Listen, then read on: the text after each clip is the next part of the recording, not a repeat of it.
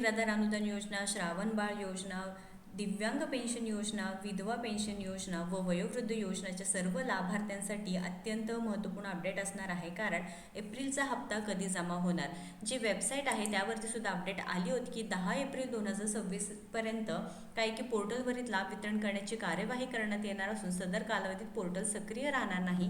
ही जी सामाजिक न्याय व विशेष सहाय्य विभागाची वेबसाईट आहे त्यावरती हा मेसेज आला होता व निराधार योजनेच्या सर्व लाभार्थ्यांच्या खात्यामध्ये हे 1,500 रुपये जमा होण्यास सुरुवात झालेली आहे, ज्यामध्ये अकाउंटमध्ये तुम्ही पाहू शकता की DBT मार्फत 1,500 रुपये जे लाभार्थी आहेत त्यांच्या खात्यात पैसे जमा होण्यास सुरुवात झालेली आहे.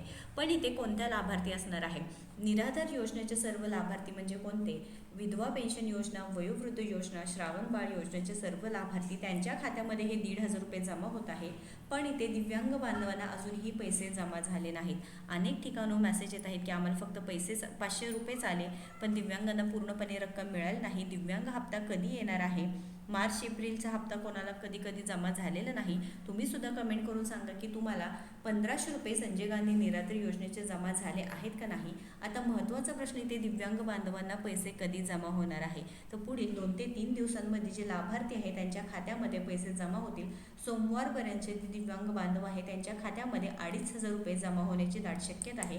कारण UDID कार्ड्स असो, EKYCची प्रक्रिया असो, आणि आता काय झालं की दिव्यांग बांधवांसाठी जो सामाजिक न्याय विशेष सहाय्य विभागाकडून आता काय झालं की निराधार योजना आणि दिव्यांग योजना असे वेगवेगळ्या विभागात वाटले गेले. म्हणजे दिव्यांग विभागामध्ये आता दिव्यांग योजना ही राबविली जाते. त्यामुळे दिव्यांग बांधवांना असा प्रश्न आहे की सामाजिक न्याय व विशेष सहाय्य विभागाचे पैसे जमा झाले, परंतु दिव्यांग बांधवांचे पैसे कधी जमा होणार? तर इथे 2 ते 3 दिवसांमध्ये सर्व लाभार्थ्यांच्या खात्यामध्ये 2,500 रुपये जमा होणार आहे. आता अजून एक प्रश्न म्हणजे काय की आम्हाला मेसेज आलेत आहेत का नाही. तर लक्षात घ्या, एकदा तुमचं अकाउंट चेक करा. मेसेज जरी आला नसेल तर एकदा अकाउंट चेक करायचं आहे.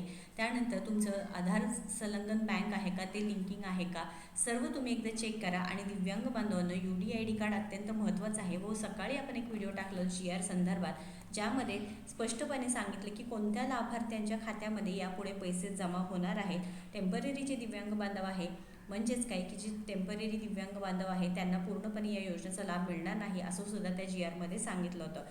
तरी तुम्ही एकदा काय करायचं आहे की तहसीलदार असो त्या कार्यालयामध्ये जाऊन भेट द्यायची आहे व पूर्णपणे चौकशी करायची आहे, जेणेकरून तुमचे हप्ते बंद होणार नाहीत, तुमचे पैसे सुरूच राहतील. दिव्यांग बांधवांना आता 2,500 रुपये जमा होत आहेत. 1,500 रुपयेवरून 2,500 रुपये जमा होत आहेत.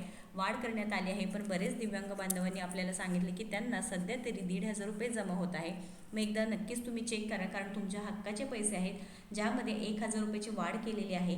त्यामुळे दिव्यांग बांधवांना सुद्धा लवकरात लवकर पैसे येणे गरजेचं असणार आहे. महत्त्वपूर्ण अपडेट आहे. जास्तीत जास्त शेअर करा व अशाच महत्त्वपूर्ण अपडेटसाठी आपल्या योजना यात्रा चॅनलला व पेजला फॉलो व सबस्क्राईब करा. धन्यवाद.